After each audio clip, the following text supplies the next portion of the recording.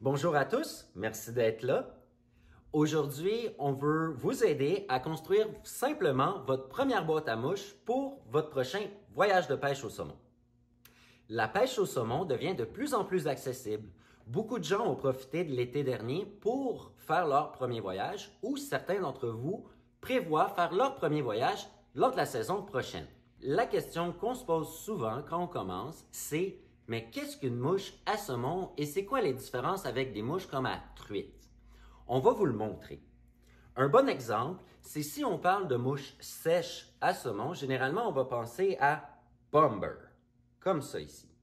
Vous voyez, une mouche sèche à truite, c'est beaucoup plus imitatif d'un insecte, comme ça ici, une éphémère. Si on compare une mouche à truite et une mouche à saumon dans leur style qu'on appelle noyé. La mouche à saumon noyée est beaucoup plus attractive qu'une mouche à truite. La mouche à truite, elle est plus imitative d'un insecte, tandis que la mouche à saumon est plus là pour déclencher son intérêt. Donc, pour bâtir notre première boîte à mouches à saumon, dans les noyés et les sèches, on peut se baser sur 3 aspects pour bien choisir nos mouches. Il y a la région dans laquelle on pêche, il y a la période de la saison, début, milieu, fin, à laquelle on pêche, ou aussi le niveau d'eau qu'on pense qu'on va pêcher lorsqu'on va y aller. Même si vous ne connaissez pas où vous allez pêcher, quand vous allez pêcher et le niveau dans lequel vous allez vous retrouver lorsque vous êtes à la pêche, il est possible de construire une boîte versatile qui va devenir votre canif suisse de vos premiers voyages au saumon. La grande saison de la pêche au saumon se passe généralement de la Saint-Jean-Baptiste à la fête du travail sur la grande majorité des rivières au Québec. On va utiliser généralement des mouches de numéro 2 à numéro 10, que ce soit en sèche ou en noyé. Ben Rémi, on utilise des grosses mouches aussi. Oui, c'est vrai, Jean-Yves. Il y a certaines rivières qui ont des débuts de saison plus précoces, comme la Causse-Abscale ou la Restigouche. Étant donné que les rivières vont être en fonte, l'eau va être plus haute, on va utiliser des beaucoup plus grosses mouches qu'à l'habitude pour qu'elles soient vues et que le saumon prenne la mouche. Moi, ça fait 30 ans que je connais ça, la mouche. Oui, merci Jean-Yves. Jean-Yves, c'est mon mentor. Il m'a tout appris les grandes règles et les 48 millions d'exceptions qu'il peut avoir dans le choix des mouches à saumon.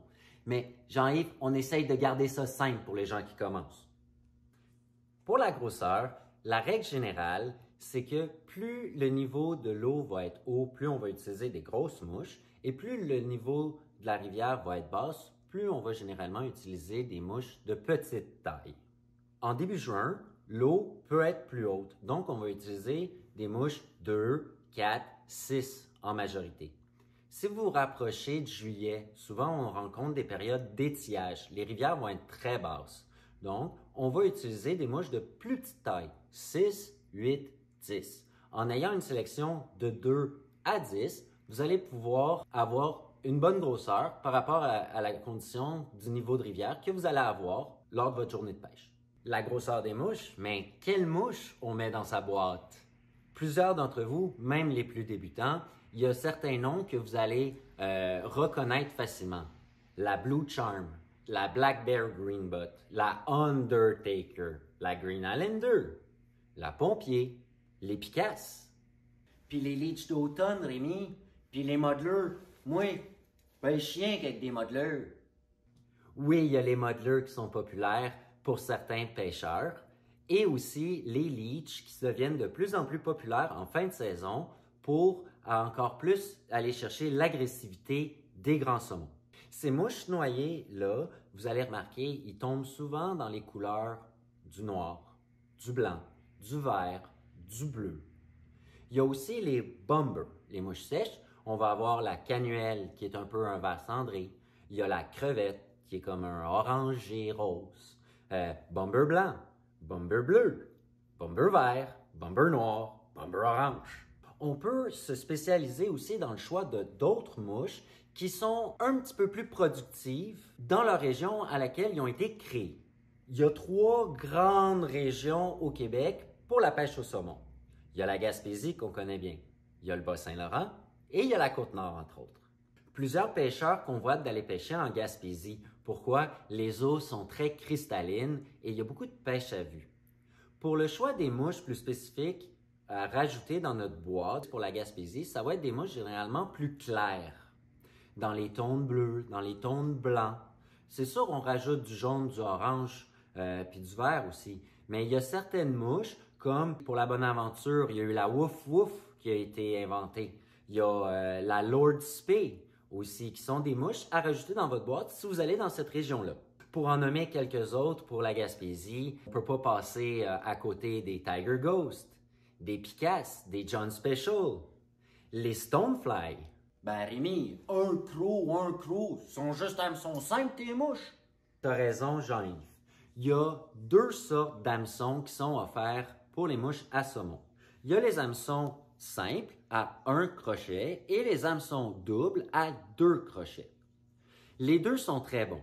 La réglementation le permet sur plusieurs rivières au Québec, mais ce qui est plus populaire en ce moment, c'est de pêcher en simple. Pour le choix de mouches plus particulières au Bas-Saint-Laurent, la rivière n'est pas aussi cristalline qu'en Gaspésie, donc on peut aller aussi avec des couleurs plus voyantes et plus foncées. On peut penser à la Rimouski ou la Matane. À Matane, on connaît bien la Pelletier, la L tigrée. Il y a aussi le Bomber chartreuse qui sont bonnes. Et il ne faut pas passer à côté de la bonne vieille matanaise. En Côte-Nord, l'eau qui coule du bouclier canadien va ramasser beaucoup de sédiments, ce qui va donner une eau beaucoup plus brune, couleur thé. Donc, on va privilégier des mouches plus foncées, plus orangées aussi, comme la Copper Killer, brillante comme la Cristal de Godbout. On reconnaît aussi la Black Moisie. Ben Rémi, c'est de la désinformation. Moi, Cristal de Godbout, là, j'ai pris un 32 livres à York l'année dernière, avec. Oui, c'est vrai, Jean-Yves. C'est pas parce qu'une mouche a été créée dans une certaine région qu'elle n'est pas efficace dans d'autres régions.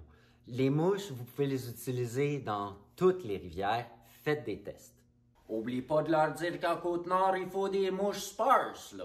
Ça, c'est des connaissances de personnes que ça fait longtemps qu'ils pêchent. Mais c'est vrai, en Côte-Nord, c'est réputé pour que les mouches soient moins fournies. Dans le jargon, c'est sparse. Lorsque vous allez commencer à choisir vos mouches, vous allez peut-être rencontrer quelques petites variantes sur le même patron. Si on prend par exemple la Undertaker, on va avoir la Undertaker à votre gauche qui est plus standard, une mouche noyée classique.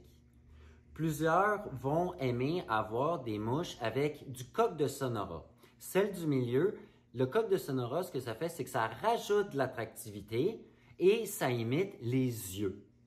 Après, de plus en plus très populaire ces derniers temps, c'est de faire une variante de la même mouche, mais en type spé ou long hackle.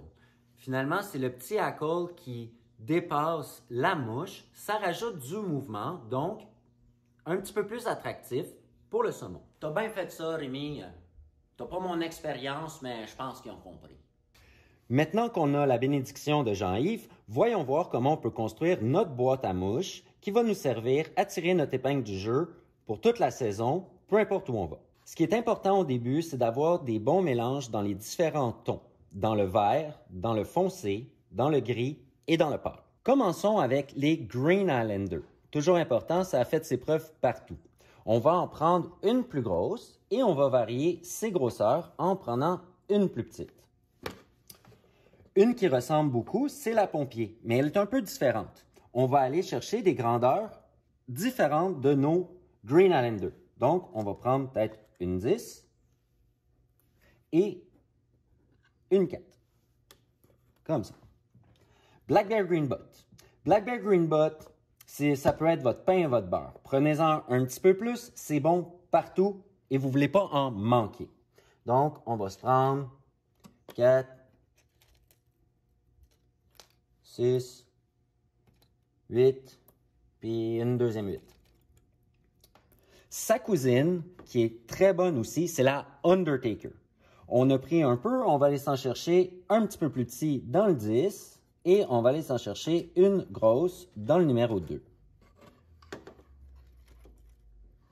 Vous voyez, on vient déjà avoir là, des différenciations de tons. Dans les rats, Rusty Rat, bien important d'en prendre. Encore un petit peu différent, peut-être du 4, du 6. Après ça, Silver Rat, moi j'aime bien en avoir des petites. C'est toujours bon. Ce qui manque, dans les classiques que tout le monde a dans ses boîtes, c'est des Blue Charm. Blue Charm, il y a un petit peu de bleu ici. La charmante. Alors, on va prendre 2, 4, une 6. Puis ça, je l'aime beaucoup aussi en petit format. On va prendre 8. Ces mouches-là, là, vous devriez toujours en avoir dans votre boîte. Elles sont toujours productives.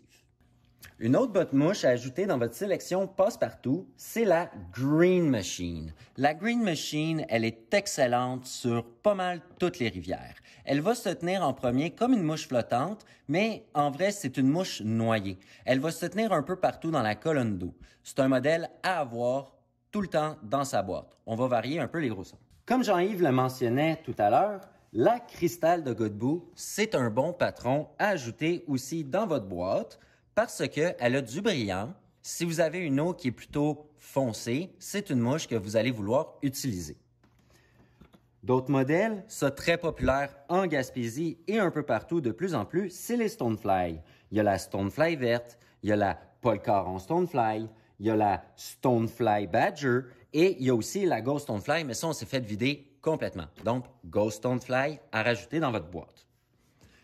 Ça, c'est une boîte qui était principalement nos Mouches-Spé et Gaspésie, Cascabédia-Saint-Jules, mais ça s'utilise partout, que vous soyez sur le Bas-Saint-Laurent ou en Côte-Nord, les Picasses. Picasse jaune, Picasse orange, la Tiger Ghost aussi. Ça, c'est des mouches qui sont plus grosses. Ça se fait aussi en plus petit, mais vous n'aurez pas des numéros 10. John Special, à ne pas négliger. Et si jamais on rencontre des eaux plus brunes ou qu'il y a un pêcheur d'expérience qui vous dit « Oh, j'ai pêché avec le vert », pensez à la Green Spé. Alors ici, on va avoir une sélection quand même assez passe-partout et variée en noyer. Maintenant, regardons les mouches sèches. Choisissons maintenant nos bombers. Même chose qu'avec les noyers, on va varier ses grosseurs et ses couleurs.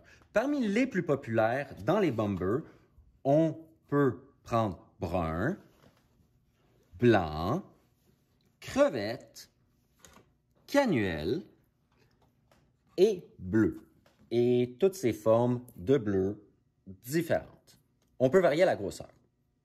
Si jamais la luminosité, vous pêchez le soir, elle est plus basse, ça peut être intéressant de prendre des bombers qui sont les mêmes couleurs, mais avec les ailes plus voyantes. Vous allez avoir plus de facilité à les suivre en surface à la fin de la journée ou très tôt le matin. Un très bon modèle aussi à avoir pour une mouche de surface, c'est les trottinettes. Les trottinettes, c'est des Stonefly format X large qui sont faites pour être lancées sous tension vers le bas et la faire soigner comme une noyée, mais en surface. Elle va faire un V à l'arrière. Pour le nombre de mouches à mettre dans votre boîte, il n'y a pas de minimum. C'est à vous de juger ce que vous voulez amener.